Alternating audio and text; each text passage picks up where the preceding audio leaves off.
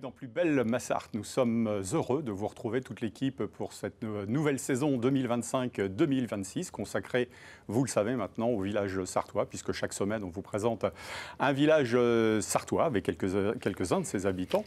Et ce soir, on étraîne une nouvelle formule, on va dire, puisque contrairement à l'année dernière, nous nous rendions sur place pour visiter les villages. Ce sont nos amis des villages qui vont venir nous rencontrer ici en plateau, à commencer par le maire, bien évidemment, et puis quelques personnes qui illustre parfaitement la commune. Et ce soir, cette commune que nous allons visiter, c'est Courtillé, un village sartois du non loin de Sablé, comme va nous le présenter monsieur l'adjoint au maire, monsieur Serge Delhomeau. Bonsoir. Bonsoir. Merci d'être avec nous. On accueille également Sébastien qui est Boulidard, qui est vice-président de l'association Les Postillons à Courtillé, qui viendra nous parler d'une animation qui se déroule du 19 au 21 septembre prochain. On accueille également Stéphanie Rabier, bonsoir, et Steve Campras de la société Vegmarine, un laboratoire, qui nous expliquera ce qu'il fait, ce qu'ils produisent également du côté de Courtillé. Monsieur le maire, tout d'abord, c'est avec vous qu'on va commencer bien évidemment cette émission. Je compte sur vous pour nous présenter ce village de Courtillé, situé, je l'ai dit tout à l'heure, à quelques encablures de Sablé, c'est ça? Oui, à 4 km de Sablé. Et donc une petite commune de 910-950 habitants, ça varie. Avec une population qui croît un petit peu, ou on peut dire que c'est relativement stable? Ça stagne un petit peu actuellement, oui. Ouais. C'est une commune où on peut dire que les gens travaillent sur Sablé principalement. On ne va pas parler de ville dortoir, mais j'imagine que, étant donné la proximité... On n'aime pas prononcer ville dortoir, mais c'est un peu ça quand même. Tout le bassin, tout le monde travaille sur le bassin sabolien, quoi. Ouais. Bon, alors les atouts de Courtillé, quand on parle de Courtillé, comme là ce soir, qu'est-ce que vous avez, vous, envie de mettre en avant? Mettre en avant, bon, pourquoi il fait... D'abord, vous êtes... comment présente-t-on les habitants de Courtillé? Des Courtillés 1? Courtillé 1, Courtillienne. Ouais. Vous-même, vous êtes Courtillé 1? Non, je suis pressignen, natif pressignen. Ouais. Alors, je ne l'ai pas dit tout à l'heure, mais si vous êtes là aussi ce soir, c'est parce que Dominique Leroy, le maire de Courtillé, est actuellement en vacances, donc il vous a délégué ses pouvoirs, on va dire, entre guillemets, pour évoquer, pour parler, de remettre en avant ce doux village. On peut parler d'un doux village où il fait bon vivre, c'est ça? Oui, doux village, tout à fait. Ouais. Il fait bon vivre dans l'ensemble, tout se passe plutôt bien, avec des équipes d'animation, des associations, des différentes choses, toute une multitude d'associations. Vous voulez que j'aborde? Oui, bien sûr. Comment, moi, j'allais vous dire, comment vous percevez, vous, un petit peu la vie locale, comment ça se passe à Courtillé? Donc, une école d'environ une cinquantaine d'élèves. C'est-à-dire une école maternelle avec deux classes, quoi, j'imagine, c'est ça? Trois classes, d'accord. 3 classes en tout, oui. Ouais, c'est important, les écoles, une cinquantaine d'élèves, la cantine qui est juste à côté. Ouais. Alors on voit des images justement à l'écran. Par la cuisine centrale de Sablé. D'accord. Voilà, avec un conseil municipal de 14 élus. Oui. Voilà, avec son église Saint-Jean-Baptiste, qui est classée monument historique. Alors justement, c'est un sujet dont on parlera tout à l'heure dans la deuxième partie, j'imagine, avec notre ami Pascal Mariette, le spécialiste du patrimoine, l'église. Classée 11e, donc... oui, c'est quelque chose à visiter, on va dire. Une salle des fêtes qui a été entièrement refaite à neuf il y a 5 ans. D'accord. Très appréciée par différentes associations, même des associations de l'extérieur aussi qui viennent. On voit sur les images, là, ce sont des aménagements pour les enfants, quoi, c'est ça? Oui, il y a le City Stade. Le City Stade, c'est ça? City Stade. D'accord. La salle en elle-même qui est très appréciée pour son côté acoustique. Je vois il y a les passantes de Sablé, un chœur de femmes qui viennent répéter là prochainement pendant 2 mois pour leur programme, quoi, en fait. D'accord. Ouais. Donc ce sont c'est des endroits, il y a des lieux de vie, comme on dit, qui sont ouverts à tous, aux petits comme aux grands. Le parking qui sert de terrain de boule. Depuis 2 ans, là, il s'est créé un petit Un club, non, on va dire, peut-être? Il n'y a pas réellement un club, mais c'est une association, enfin quelqu'un qui a lancé le truc, et puis c'est des équipes qui sont formées au lancer de boules. N'importe qui tombe avec n'importe qui, quoi, en fait. Et on a aussi bien des enfants d'une douzaine d'années jusqu'à 80 ans, ouais, voire plus. C'est un lieu de convivialité. Oui, c'est oui. ça. Là, au niveau des enfants très proches, au niveau du contact, ça crée de très forts contacts. Ouais. Il y a d'autres équipes sportives, on va dire, à Courtillé, d'autres clubs, d'autres associations sportives. Il y a au niveau de l'association, une association Agir pour...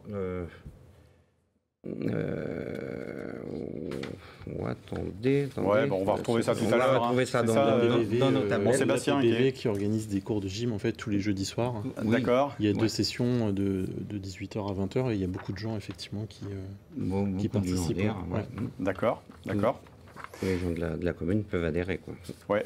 Serge Delomeau, parmi les choses qui se déroulent en ce moment, parmi les projets qui sont en cours, on peut parler de quoi, par exemple, sur Courtillé? On peut dire que pour le bien-être, bien évidemment, des habitants.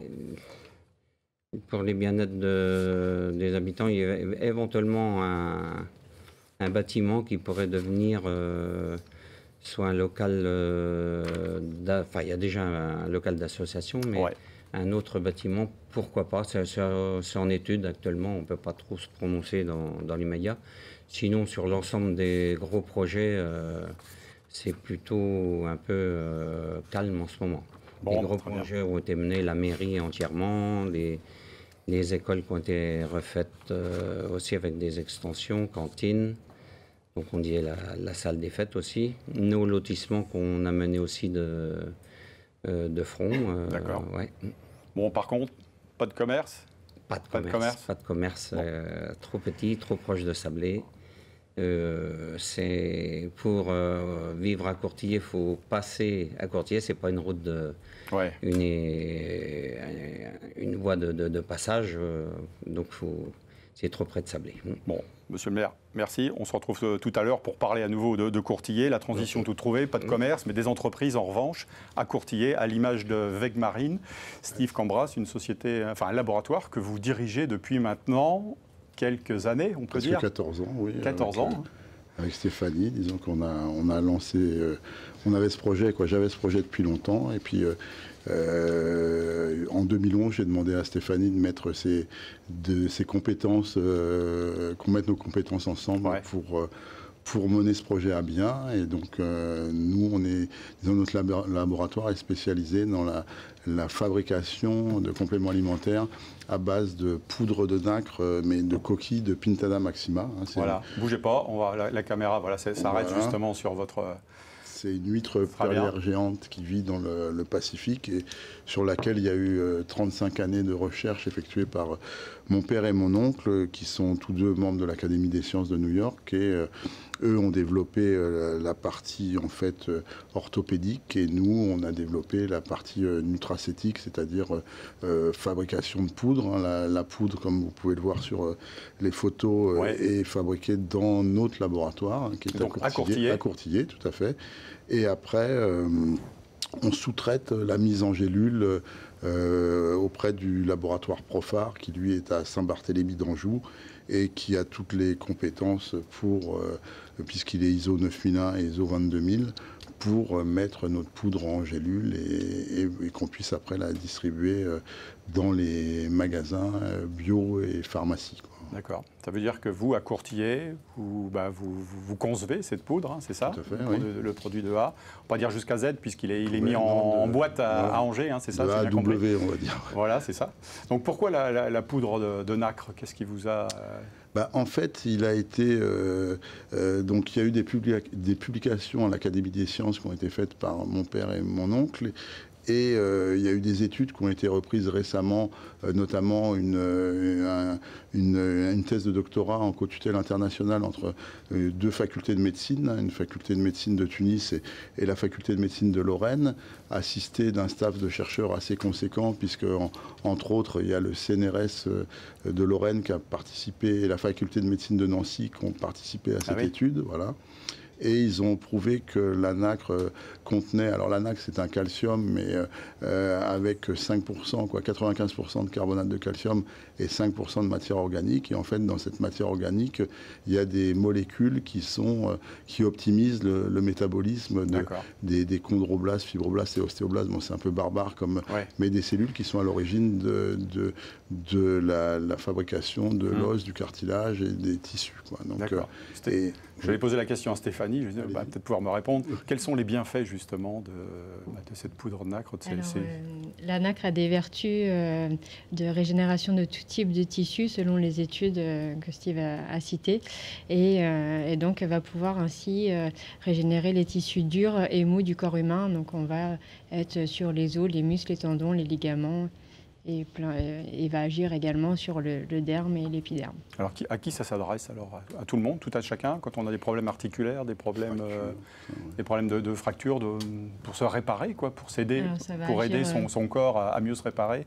Ça va agir en fait sur tout type de personnes en fonction des événements de la vie. Donc quand on est plus jeune, on va pouvoir avoir une action sur tout ce qui est fracture, tendinite et après, avec l'âge, sur d'autres pathologies ostéo-articulaires. Ouais. Steve, j'ai vu également que vous travaillez, où il y a des projets aussi avec le monde animal, Oui, alors on a c'est même plus que des projets parce qu'on a une gamme équine aussi, puisque les chevaux sont souvent les mêmes soucis que nous, les humains. Donc moi, ayant été cavalier il y a quelques années, et l'étant toujours, malgré tout, on a décidé de faire profiter des bienfaits de la nacre aux chevaux. Et donc on a une gamme, ils prennent la même poudre de nacre que nous, sauf que c'est de la nacre de récupération. Et on a aussi deux ou trois produits de soins pour les tendons, la cicatrisation et, comment dirais-je, les sabots, aussi bien en entretien qu'en curatif sur certains problèmes qu'ont les chevaux au pied, type blême, sème. C'est un peu plus technique, mais donc voilà, c'est vraiment... nous, notre but, c'était de pouvoir faire profiter aux équidés et autres animaux, parce qu'il y a des humains qui prennent de la nacre et qui en donnent à leurs chiens. Donc ça va faire aussi l'objet d'un développement sur les pets. Et donc, voilà, j'ai généralisé un petit peu l'usage à tous, vous voyez, aussi bien humains qu'animaux. Ouais. Stéphanie, on peut parler d'une entreprise internationale puisque vous exportez au-delà des frontières de l'Europe. Voilà, donc c'est vrai que notre marché se situe principalement en France, mais on est ouvert à l'Europe et à l'international pour les commandes. On a un site internet sur lequel les gens peuvent commander du monde entier.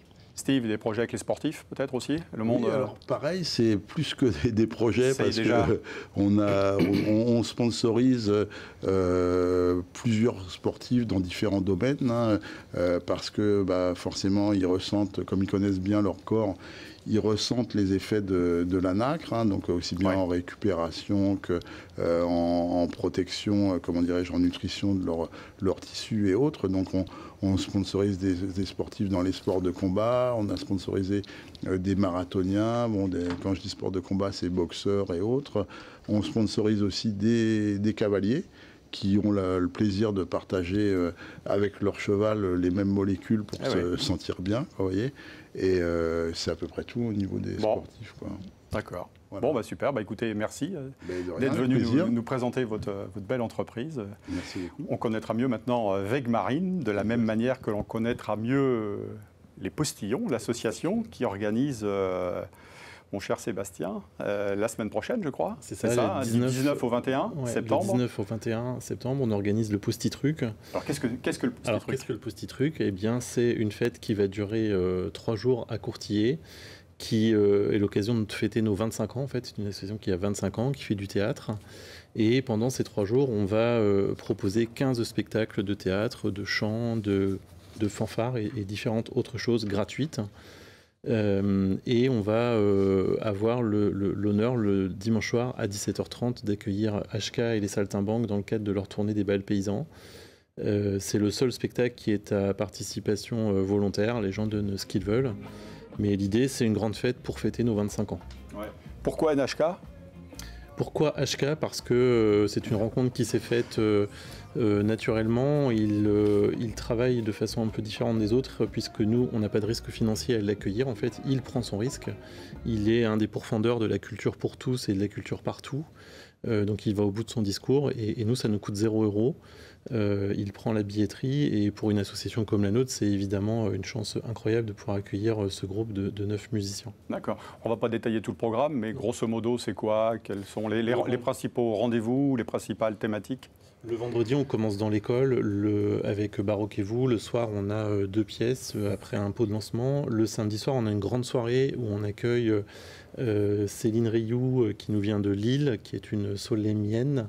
On accueille la charcuterie musicale qui va nous proposer un blind test géant qui dure à peu près 2h30. Donc là, c'est la grande fête, c'est le moment où on fête notre anniversaire. Et puis le dimanche, on accueille à la fin du repas du midi Polo, donc qui est un local de l'étape, qui a été à l'école à Courtillé et qui est évidemment trop contente d'avoir écrit quelque chose pour nous. L'après-midi, on a un texte des grandes personnes, la fanfare en plastique de Poitiers et HK ensuite. Donc c'est très dense comme programmation. Vous pensez que ce rendez-vous pourrait devenir un rendez-vous annuel ? Pour le moment, je ne pense qu'au prochain rendez-vous qui a lieu le week-end prochain et on se posera des questions sur le futur après celui-ci. On s'est dit déjà qu'on le faisait bien et après on verra. Un petit mot sur la bande de tous ceux qui vous ont aidé, donné un coup de main, tous ces bénévoles, quoi, j'imagine. C'est une équipe de combien de personnes ? C'est 150 personnes qui vont intervenir pendant le week-end. C'est une équipe pendant 6 jours à peu près. C'est 25 personnes qui organisent depuis 10 mois. C'est interassociatif. Nous, on porte le projet, mais l'APE est financeur et nous met à disposition ses équipes. L'association Pour Bien Vivre à Courtillé également. Donc c'est plutôt chouette dans la dynamique de village de réussir à mêler l'ensemble des associations et puis des entreprises qui nous soutiennent au niveau local et cantonal. Oui, c'est ça, les partenaires ont joué le jeu. Les partenaires ont joué le jeu, on peut pas, on dit c'est gratuit, en réalité évidemment que c'est pas gratuit la culture. On pourrait modifier notre message en disant que c'est offert, parce que c'est offert par des entreprises qui payent, par des partenaires publics et puis par des bénévoles qui mettent du temps à dispo. Bon, Sébastien, merci. Rendez-vous donc du 19 au 21 à Courtillé pour les petits trucs. Le petit truc. Merci. La première partie n'est pas tout à fait terminée. C'est l'heure de la question du jour. Pour conclure cette première partie, je vous poserai la question suivante. Comment appelle-t-on les habitants de Vion ? Les Vionnais, les Vionnois ou les Vionistes ? Voilà, vous avez plus qu'une minute pour réfléchir, puisque je vous donnerai la réponse la semaine prochaine lors de l'émission consacrée à Vion, justement. Voilà, merci à vous d'être venu, de nous avoir présenté vos activités. Monsieur le maire, on se retrouve tout de suite, dans un instant, avec nos collaborateurs et bien évidemment pour parler en patois avec Fernand Lejard et Pascal Mariette, notre spécialiste du patrimoine. À tout de suite.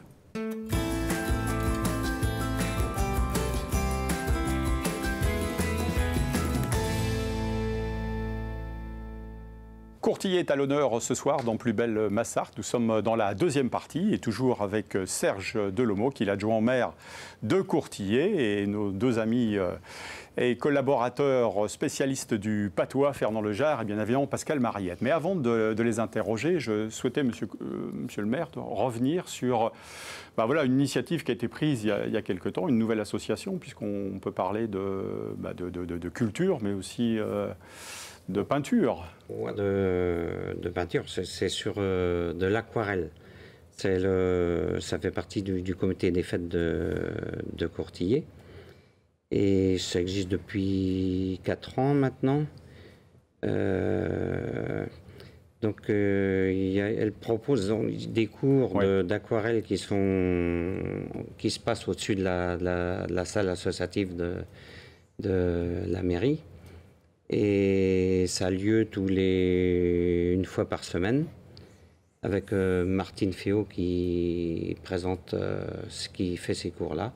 C'est consacré aux aux adultes de 18 à 99 ans. Voilà, c'est bien. Comme ça, il y en a pour tous les âges.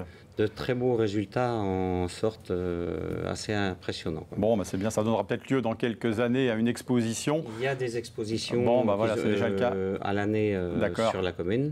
Et actuellement, il y a une exposition qui se trouve au logis de la Courbe à Souvigné. D'accord. Souvigné-sur-Sarthe. Bien sûr, bien connu. Ouais. Bon, tout ça entrera peut-être dans le patrimoine dont va nous parler peut-être Pascal Mariette sur Courtillé, parce que vous me l'avez dit tout à l'heure, il y a plein de choses à voir à Courtillé. C'est très joli et c'est très soigné. Alors, on a fait la visite ensemble avec Monsieur Delhomeau d'ailleurs, merci pour cette visite. Et donc on va se rendre dans le centre de Courtillé, parce que Courtillé, c'était quoi, 150 habitants 180 à entendre parler au plus bas. Voilà, et puis maintenant, on est quasiment à 900, presque 1000. 120 et quelques. Vous allez atteindre les 1000. Donc c'est quand même assez incroyable, mais au départ, on va simplement commencer l'histoire au XIe siècle. Au 5e siècle, il y avait quelque chose, mais enfin bref, au XIe siècle, il y avait à Haut-Lieu-dit, le parc, une enceinte, on va dire, quadrangulaire, qui était vraiment un camp, une espèce de camp retranché. Alors j'ai mis un petit dessin pour rappeler un peu ce que c'était. C'est un petit peu comme dans Astérix, mais ça rappelle les camps qu'il y a dans la Sarthe et dans la Mayenne. Je pense en particulier à Sainte-Suzanne, à Celleboine, et puis le camp de Montesquieu au Mans. Et donc on avait un camp comme ça, donc j'ai mis une petite image d'un camp médiéval. Donc ça, c'est l'histoire de Courtillé, c'est assez près de Sablé. Apparemment, c'est le seigneur de Sablé qui aurait fait établir ces camps. De la même époque, il y a le clocher de l'église. On dit qu'à la fin du XIe siècle, on a l'église qu'on aperçoit quand on arrive sur Courtillé. Cette belle église romane, assez massive mais très moyenâgeuse dans son esprit, eh bien, au XIe siècle, il y a cette magnifique tour, magnifique, très, on va dire... Quel terme on peut utiliser? Enfin bref, et puis aussi cette abside, ce chœur, on peut dire aussi en cul de four à l'intérieur. C'est tout simple, c'est un chœur, une tour et une nef. Et c'est massif, mais je la trouve très moyenâgeuse, mais vraiment. Donc la nef, elle est du XIIe siècle, et on va rentrer à l'intérieur, et surtout devant. Alors il y a une litre funéraire, mais il n'y a plus les écussons dessous. Alors la litre, c'était là où on mettait les écussons des nobles, généralement qui étaient représentés à l'extérieur. Mais vous avez dû voir juste en rentrant, il y avait ce qu'on appelle dans la Sarthe un caquetoire, là où on caquetait à la sortie de la messe ou à l'entrée de la messe, mais surtout, on appelle ça en architecture un balai. Mais dans la Sarthe, j'aime bien le cactoire, ça veut tout dire.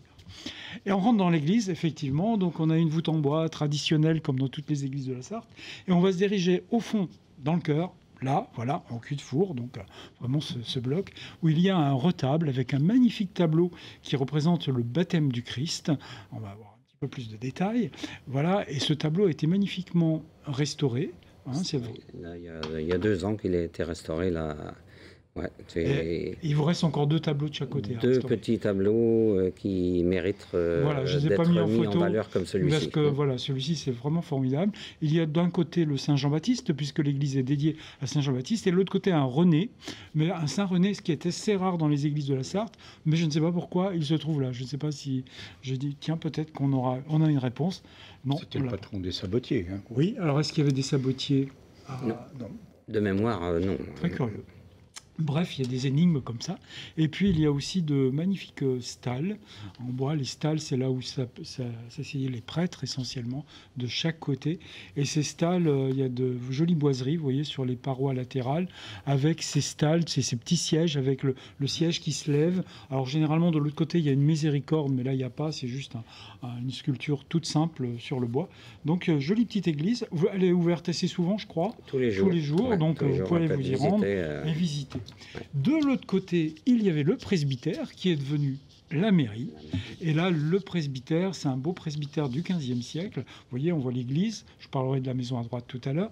Et là, on a donc cet ancien presbytère qui a évidemment été très bien restauré, mais remanié avec les années, XVe siècle. Et donc, aujourd'hui, c'est une magnifique mairie. On voit encore des détails d'une ancienne porte. Alors, je ne sais pas si c'est une porte extérieure ou la porte qui est sur façade. Bref, un puits qui était là, parce qu'évidemment, les points d'eau, c'est nécessaire. Et le puits a été lui aussi très bien restauré avec sa dalle d'ardoise au-dessus pour le protéger des impuretés de l'eau. Vraiment chapeau pour la restauration de tout cet ensemble qui est autour de l'église. Vraiment, on a vraiment quelque chose de bien. Alors, exceptionnellement, on va rentrer dans la mairie, parce que dans la mairie, il y a de très belles choses. Il y a surtout une très belle salle de conseil avec une très belle cheminée 18e. Il y a des volets à l'intérieur des menuiseries. Ça, c'est des volets. À l'extérieur, c'est des contrevents. Hein, le volet est toujours intérieur. Le contrevent est extérieur. Et puis, regardez la salle du conseil. Il y a cette jolie cheminée 18e, fin 17e, début 18e. Et puis, sur le côté, donc... cheminées qu'on trouve dans tous les bâtiments, souvent de la cité Plantagenet d'ailleurs. On trouve ces cheminées dans ce style très Maine, Anjou, on va dire. À l'intérieur, cette petite énigme de cette pièce qui a été rapportée. Qui était là. Qui était là, mais bon, c'est curieux, dans le foyer. Et puis sur le côté de la cheminée, vous avez surtout conservé le mécanisme de la cloche de l'église, qui était ramené à l'intérieur. Qui était automatisé depuis. Voilà. Et ce mécanisme, ben, c'est une entreprise sartoise de Maillet qui a réalisé cette mécanisme. Et c'est la maison, alors là je ne l'ai pas noté, Gourdin. Voilà. On en a déjà parlé dans une autre émission. Ouais. Très bien. Ensuite, la grande maison qui est à côté, on va repasser de l'autre côté, je vous l'ai montré tout à l'heure, il reste encore deux, trois petits trucs. Cette grande maison qui est à côté de l'église, maison, donc vraiment on est dans la Renaissance, 15e, 16e siècle, qui mérite une restauration. Je crois que la mairie a des projets... Oui, c'est le projet qui est dessus, mais il n'y a rien de déterminé pour le moment. Déjà, vous allez un petit peu enlever ce qui est un petit peu en ruine et ce qui ne tient plus. On va aller aussi un petit peu plus loin. Donc on peut regarder, il y a une jolie ouverture aussi 15e, 16e. Et puis cette toiture très pentue qui représente vraiment ces toitures du 15e au 17e. Voilà, surtout pour que l'eau tombe très vite. Et puis à la fin, on a une cassure, c'est le coyot, pour jeter l'eau à l'extérieur des murs, parce qu'à la période, il n'y avait pas de gouttière. On va bien. Et puis après, je vous propose d'aller dans un petit coin du village où il y a un monsieur, alors c'est monsieur Chauffa, qui a fait une très jolie réalisation, vous allez voir, dans son jardin. Ce monsieur est décédé il y a 6-7 ans, je crois. Voilà. Et regardez ce qu'il a réalisé dans son jardin. Il a fait vraiment un village en miniature, avec plein de petits détails. Vous pouvez peut-être nous dire. Tout fonctionnait, il suffisait de mettre... à une certaine époque, c'était 1 franc, c'est devenu 1 euro après. Et tout se met en fonctionnement. Aussi bien sur l'eau du château fort, il y a celui qui monte la garde, le moulin tourne, le bal du village, les gens, tout est animé. L'ensemble du petit village est animé. Ouais. Vous avez dû voir, il y a un château fort, etc. Un grand chapeau à M. Chauffard. Et surtout, il a représenté l'église de Courtillet. On va la voir, là voilà l'église. Donc on voit le petit balai, enfin le cactoire devant, la nef. Bon, la proportion est différente, mais on a l'église vraiment de Courtillet qui est représentée. Et puis ce monsieur aussi, il a fait autre chose, c'est sur sa maison et sur les éléments extérieurs, il a repris quelque chose qui était une mode, on va dire au début du XXe siècle. Vous savez, ces sculptures avec du béton en faisant des faux arbres, en faisant des fausses branches. Eh bien, regardez, il a fait l'entrée de sa porte comme ça, avec des faux troncs d'arbres, en béton. Alors ça se fait assez facilement avec du grillage à poules, comme on dit. Puis ça vieillit bien. C'est du béton et ça vieillit bien. Et il a réalisé à l'extérieur ces magnifiques réalisations qui sont toujours en place dans la rue et sur les côtés. Bravo. Voilà, j'espère avoir fait un tour complet de la commune de Courtillet. Super. Comme à l'accoutumée, merci Pascal. Il a fait on peut dire, vous pouvez l'embaucher comme guide. C'était assez exhaustif, quoi. Il a fait quand même, il a bien fait le tour du village, comme on dit, c'est ça. Mon cher Fernand, c'est un village Courtillet que vous connaissez ou que vous découvrez? Oui, je connais. Non, pas du tout. Je connais très bien Courtillet depuis bien longtemps. Bon, juste avant de vous laisser la parole, j'avais oublié, il y a l'énigme de Pascal, la fameuse énigme. Alors là, Hubert connaît peut-être l'énigme d'ailleurs. Alors attention, l'origine de Courtillet vient du mot courtille. Courtille, des fois avec 2 L E. Donc, que signifie courtille? Alors, est-ce que c'est du patois? Ça, j'en sais rien. Alors, je vais 4 propositions. Un insecte qui ressemble au grillon, un enclos ou un jardin clos de haies ou de barrières, un plan d'eau riche en poissons ou un chemin de ronde autour d'une fortification. Je peux dire. Oui, dame, tu peux. C'est un jardin, parce qu'en patois, on appelle un jardin un cotil. Eh ben, bravo. Ah, bah voilà. Dame, t'as la pas réponse. trouvé, moi. Vous l'avez trouvé, monsieur Delomo, c'était aussi une évidence pour vous. Ouais. Bon, bah super. Bah, merci en tout cas, Pascal. Ça, je me suis posé la question en faisant le jeu. J'ai dit, si ça se trouve, ça correspond. Bah, formidable. Vous avez bien éclairé notre lanterne. Ouais. Heureusement qu'il y a des anciens qui ont encore le bon patois. Exactement. Bah justement, le patois, j'imagine que vous parlez le patois et qu'à Courtier, il y a encore quelques... Nous sommes partis dans la déconnade, on parle le patois. Oui, c'est ça, ouais. Fernand, justement, alors, le thème du jour? Eh bien, je dois dire, il m'est encore arrivé un drôle d'averbo. Il faut que je vous en cause. J'ai eu over mes avettes et mes nouveaux voisins capitaliers un averbo. La petite parisienne, elle voulait voir comment que les avettes elles faisaient le miel. Quand je l'ai vue, vient toute nippée de violet, je l'ai jupée, nom de Dieu. Bordeaux que vous êtes là! La petite bonne femme, elle a rien compris et elle a continué d'avancer sur les avettes. Elles ont pris ça pour des fieux. Et voilà la capitalière qui bat des ailes comme un moulin. Vous l'auriez entendu wâler, gagauder, terper d'une patte sur l'autre, pigner comme une bique qui a perdu sa mère, nom de Dieu. Eh bien, il a fallu l'emmener chez le Mégélieux pour 2 petites piqûres de rein du tout. Ventier, qu'à des minuit, elle fera bonne attention quand elle verra un rucher.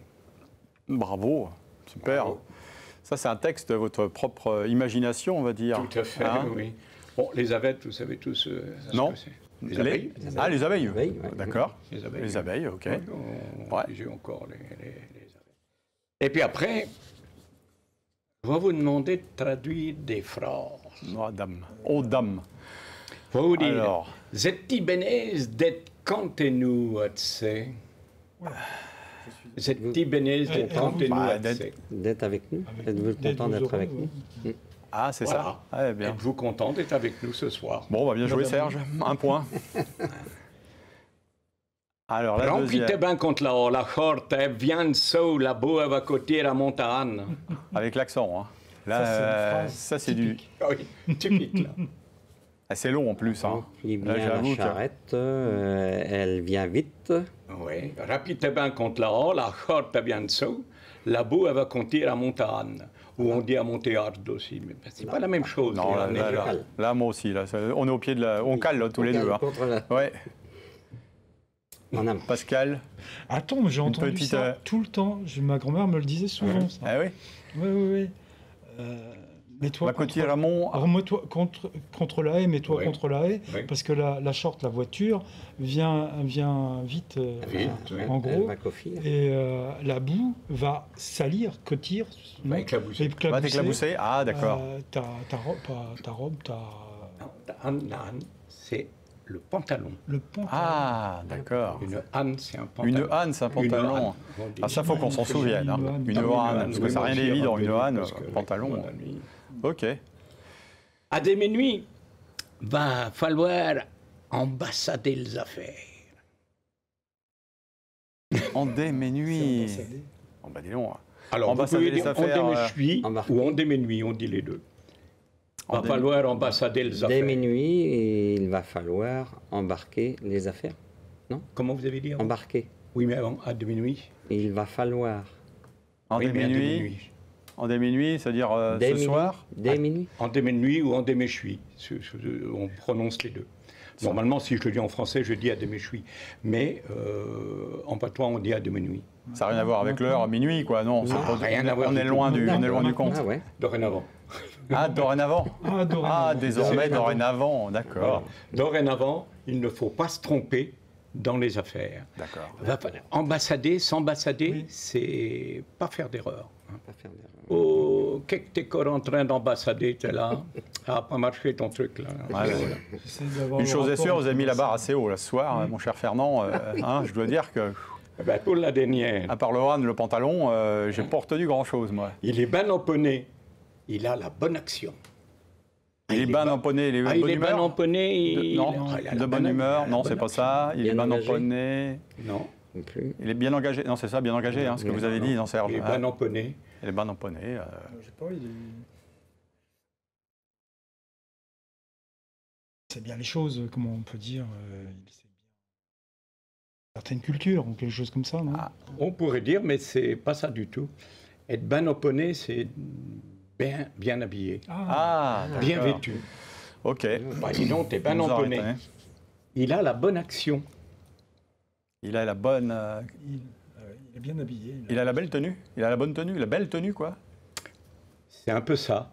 Ouais. C'est un peu ça. Oui. Il a la belle tenue. Ouais, d'accord. En français, c'est il est bien habillé, il a la belle tenue. Ah, ok.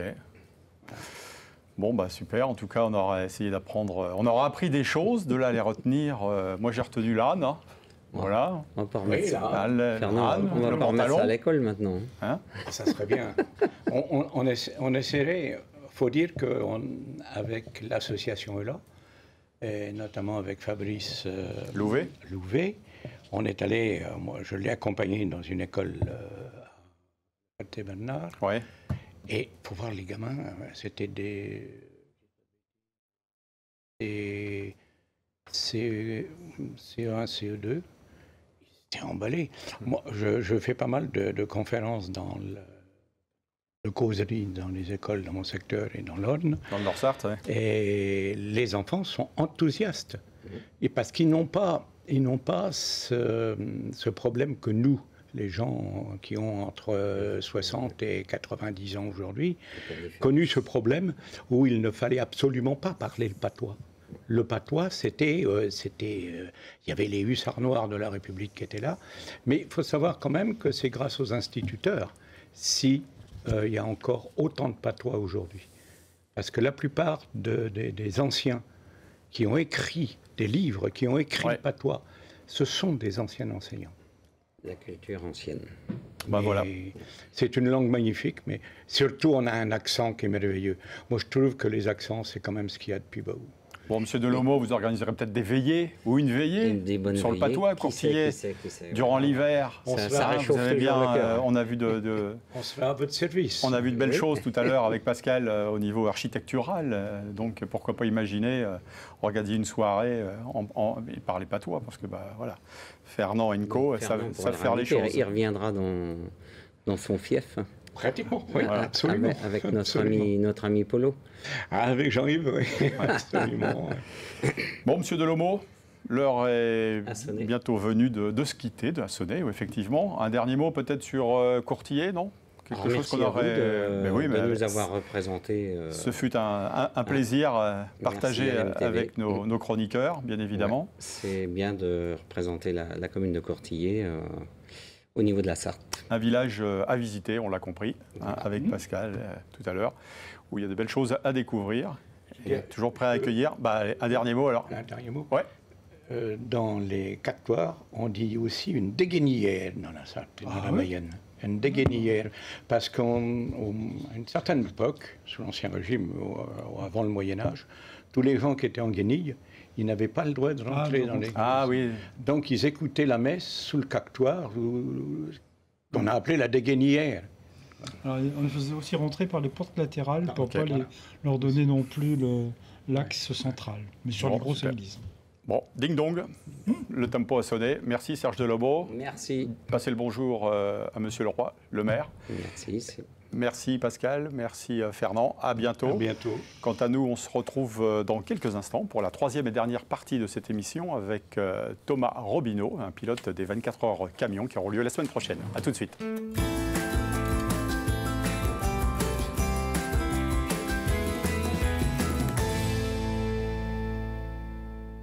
On va parler camions et des 24 heures en particulier, puisque l'épreuve, la sacro-sainte épreuve des 24 heures camions se déroulera la semaine prochaine sur le circuit Bugatti du Mans, avec un personnage que tout le monde connaît, du moins tout le monde connaît son nom, Robineau, ici en Sarthe, puisqu'on peut dire que les camions avec les Robineaux, c'est une vieille tradition, une histoire de famille. D'ailleurs, Thomas, bonjour. Bonsoir. On est en direct, vous allez nous parler justement de cette genèse de l'histoire, puisque c'est votre grand-père, André, qui a commencé avec le camion dans les années 80. Oui, c'est ça, exactement en 1983.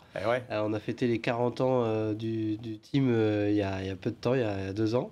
Voilà, donc c'est vrai que ça fait depuis pas mal d'années que ça continue.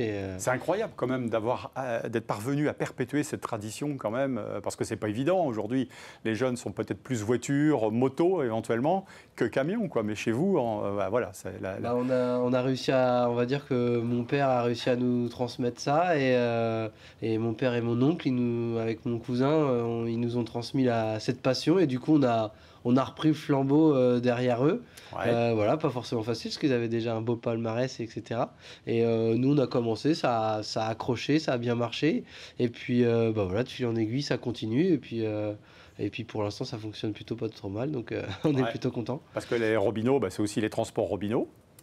Sous-litré, il y a eu des changements un petit peu en termes de... des changements, on n'est plus transporteur au jour d'aujourd'hui, on n'est plus que garagiste et carrossier, mais toujours dans le poids lourd. Et toujours à sous-litré. Et toujours au même endroit. On a gardé l'endroit, mais on fait plus de transport, on fait maintenant de la réparation et de la carrosserie. D'accord. Mais pour les camions, voilà, donc ça on a conservé ça, et voilà, c'est toujours... Alors, donc ça nous permet d'entrer dans le vif du sujet, ça veut dire que justement les camions, vos tracteurs que vous préparez, c'est vous-même qui mettez la main à la pâte toute l'année pour les entretenir et puis les préparer pour la saison. Exactement, on les construit de A à Z, on les construit, on part de quasiment rien, on n'est pas beaucoup d'équipes à construire ses propres camions, donc on a aussi cette fierté-là de pouvoir dire qu'on construit nos camions nous-mêmes.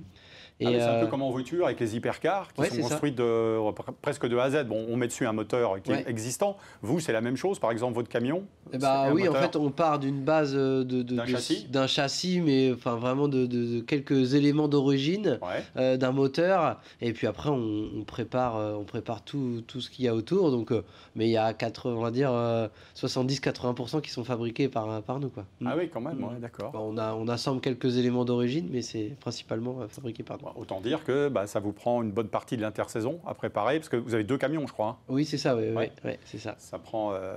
oui, ça prend du temps. Après, une fois que le camion est construit, après c'est de la révision, de l'entretien, etc. On n'en construit pas un tous les ans. Tous les 5 ans à peu près, on essaie d'en faire fabriquer un. Voilà, donc oui, ça... Alors parlez-nous un petit peu de ces camions, combien de chevaux, le poids, pour que les gens aient une petite idée un petit peu. À peu près, ça fait 1200 chevaux, il y a 13 litres de cylindrée, 6 cylindres, et ça fait 5 tonnes 4. Voilà, donc à peu près, les gros chiffres sont à peu près ça. Alors par contre, ce qu'il faut savoir, c'est que la vitesse sur la piste est limitée. Vous êtes bloqué. On est limité à 160 km/h pour des raisons de sécurité. Voilà. Sinon, compte tenu du nombre de chevaux qu'il y a sous le capot, vous seriez capable de... Après, la transmission est adaptée, mais oui, on peut facilement monter jusqu'à 200 km/h, facile. Alors vous, voilà, chemin faisant, vous avez l'expérience, ça fait des années que vous pratiquez, un peu comme une voiture, quoi. Aujourd'hui, le camion, c'est... oui, c'est vrai que ça n'a plus trop de secret pour nous, oui, c'est sûr, mais après, on en apprend forcément tous les jours, on évolue, on améliore sans cesse le camion, parce que nos concurrents améliorent, donc on améliore aussi, on essaye d'être toujours au top niveau, mais c'est vrai que les camions en lui-même, on commence à bien connaître. Top niveau, Thomas, vous en connaissez un rayon, puisque vous êtes parmi le trio de tête déjà depuis combien d'années ? Ça fait un paquet d'années, je ne sais pas combien d'années, mais ça fait au moins 6-8 ans qu'on est dans les 3 premiers. Qu'est-ce qui vous incite, qu'est-ce qui vous plaît à rester justement dans ce domaine, dans les camions justement ? C'est le niveau c'est la compétition, c'est le fait de voir que chaque année il y a de nouveaux pilotes qui arrivent, le niveau s'élève, oui, c'est ça, et puis c'est vrai que vu qu'on connaît bien, on arrive à faire évoluer le... On voit des images justement de votre camion, le camion rouge là, justement. Faire évoluer le véhicule pour rester dans les performances, et puis avant tout, ce qui nous plaît de toujours être là, c'est à la fois la compétition, à la fois aussi la préparation du camion, c'est très intéressant, le développement, et aussi de passer des week-ends avec nos amis, les copains. Voilà, les familles, on est une équipe de bénévoles, et c'est la famille, les copains, de passer les week-ends ensemble. On passe aussi des week-ends à l'atelier à préparer les camions. Et voilà, c'est toute cette ambiance-là, c'est on va dire une petite famille. Et voilà, c'est vrai qu'on aurait du mal à s'en passer. Ouais. Ah ouais, c'est ça, parce que le maître mot, c'est aussi la convivialité. Bah voilà, avant tout, on fait ça pour la passion. Et voilà, après, quand on peut allier passion et la performance et la réussite, c'est top. Ouais. Mais avant tout, on fait ça pour la passion et passer de bons moments ensemble. Alors, on a parlé tout à l'heure des prouesses, justement, de votre grand-père André dans les années 80, au début, justement, des 24 heures camions, qui avaient été initiés par Max Médier, France Route. Enfin, à l'époque, c'était aussi les routiers sont sympas. Je pense que tout le monde se souvient de l'émission sur RTL. Et ce qui a changé aujourd'hui, c'est qu'il y a des jeunes qui sont au volant, qui pilotent par rapport à cette période-là où les gens étaient quand même assez... Il y a beaucoup de quinquagénaires, de quadragénaires. C'est des gens expérimentés à l'époque. Oui. Aujourd'hui, il y a beaucoup de jeunes. Il y a même des femmes qui conduisent au camion. Oui, tout à fait. Il y a des femmes. C'est vrai qu'à l'époque, c'était plutôt profil chef d'entreprise, transporteur, voilà, qui dit on va faire un camion pour faire de la compétition. Et qui roulait la semaine au volant de son camion. Oui, voilà. Oui, aujourd'hui, ce n'était pas forcément le cas. Non, il y a plein de pilotes qui n'ont même pas le permis poids lourd. C'est vraiment devenu une discipline où il y a des gens qui veulent faire rouler avec une Porsche et il y en a d'autres qui se disent voilà, on a une attirance pour le camion et on roule avec un camion. Et du coup, maintenant, il y a aussi des jeunes qui commencent par le camion et qui viennent pas forcément du milieu du camion.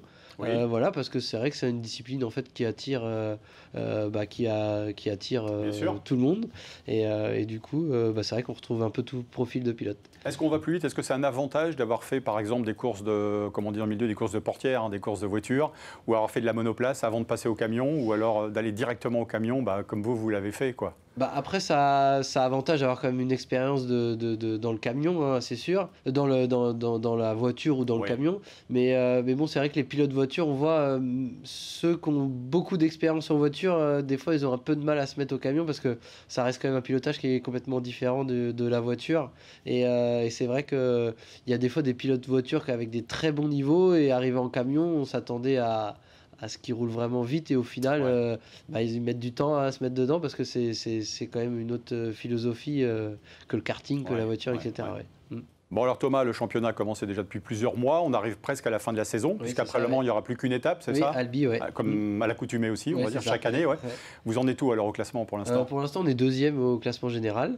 Donc voilà, une bonne saison qui a bien commencé. Donc voilà, on a encore nos chances de finir premier. Après, à condition de faire bien au Mans, c'est ça? Là, oui, faut qu'on fasse bien au Mans et bien à Albi pour espérer remporter. Avec 4 courses au Mans, c'est ça? Il y a toujours 4 courses au Mans et il y aura 4 courses aussi à Albi. 2 courses le samedi, je le dis pour ceux qui ne sauraient pas, 2 courses le samedi, 2 courses le dimanche. Voilà, c'est ça. Pour venir vous supporter. Du coup, là, il va falloir qu'on donne tout au Mans. C'est sûr qu'il va falloir qu'on mette bouchée double. D'ailleurs, on pourra suivre les 24 heures camions sur LMTV, puisque LMTV les diffusera comme l'année dernière également. Parce que c'est un beau spectacle. C'est pas seulement une confrontation sur la piste avec... ça joue des coudes, faut bien l'avouer. Mais il faut dire aussi qu'il y a de belles empoignades. Oui, c'est sûr que les courses sont plutôt assez musclées. C'est ce qui plaît un peu à tout le monde. C'est vrai que quand on voit 4 camions de front arriver au Dunlop, c'est vrai que c'est toujours joli à voir. Et après, il n'y a pas que les courses. L'avantage des 24 heures camions, c'est que c'est tout un village d'exposants avec plein d'activités, etc. Il y a vraiment de quoi occuper, on va dire, un peu toute la famille. C'est vrai que et c'est ça qui plaît. Et les gens viennient en famille. Et c'est ça qui plaît. On peut parler d'un package, quoi. Voilà, c'est ça. Pour que les gens puissent s'y retrouver. Il y a un concert, il y a des animations. Il y a des animations pour les enfants, il y a même des animations pour les épouses, etc. Enfin, c'est vraiment... et puis le grand défilé des camions aussi le soir. Des camions décorés, exactement. Puis il y a aussi la nouveauté depuis maintenant 2 ans, c'est la 3e édition, il y a la course de nuit le samedi soir, donc du coup ce qui est plutôt... Avec un départ à 20h ou dans ces eaux-là, c'est ça? Dans les 21h, je crois. Après le défilé des camions décorés, il y a la course de nuit qui est assez spectaculaire à voir. Vous, en tant que pilote, ça change de conduire sur le Bugatti comme ça la nuit? Oui, c'est vrai qu'on perd un peu nos repères. En fait, c'est vrai qu'on roule toute la journée. Et là, on arrive à la course et c'est vrai que les premiers virages, on se met vite dans le bain, mais les premiers virages, on cherche un peu et puis on n'a pas l'habitude de rouler de nuit parce que c'est que au Mans. Ça fait que 2 ans qu'on le fait. Donc du coup, c'est vrai que des fois, on est un peu perdu dans les premiers virages. Bon, devant, on retrouve Calvé, Robinet. Hinault, qui d'autre encore on peut attendre Lionel Montagne. Oui, Lionel Montagne aussi, qui est un ancien. Oui, voilà. Voilà, il y a les 3-4. Oui, voilà, c'est ça. Il y a mon cousin qui est aussi bien placé, Anthony. Oui, on n'en a pas parlé, Anthony, c'est vrai aussi, qui fait partie. Ça fait plusieurs saisons, lui aussi, Anthony. Oui, voilà, et plus ça va, plus il rejoint le top 3, donc il en est pas très loin, et il doit être 5 ou 6e du championnat, donc voilà, et encore la fin de saison pour peut-être se rapprocher du top 3. Ouais, super. On l'a pas dit, vous faites aussi, chaque année, vous participez au Dakar, à l'épreuve du Dakar, en tant que... vous portez secours, hein, c'est ça, au camion du team du coup, au Dakar, il y a des camions, qui font que la course, et il y a aussi des camions qui font le même parcours que les voitures, les motos et les camions de course. Mais on emmène quelques pièces avec nous pour dépanner quelques voitures. Et ça, ce sera peut-être l'objectif de décembre. Alors cette année, non, c'est pas prévu cette année pour le moment. Mais oui, ce sera peut-être dans quelques années, ça va peut-être se refaire. Ouais. Super. Bon, merci Thomas d'être passé nous voir, nous parler de votre aventure et des 24 heures camions, que vous retrouverez donc la semaine prochaine sur le circuit Bugatti du Mans, mais aussi sur Le Mans TV Sarthe. Merci à vous de nous avoir suivis. On se retrouve la semaine prochaine pour un nouveau numéro de Plus belle ma Sarthe consacré à Vion. Bonne fin de soirée. Au revoir.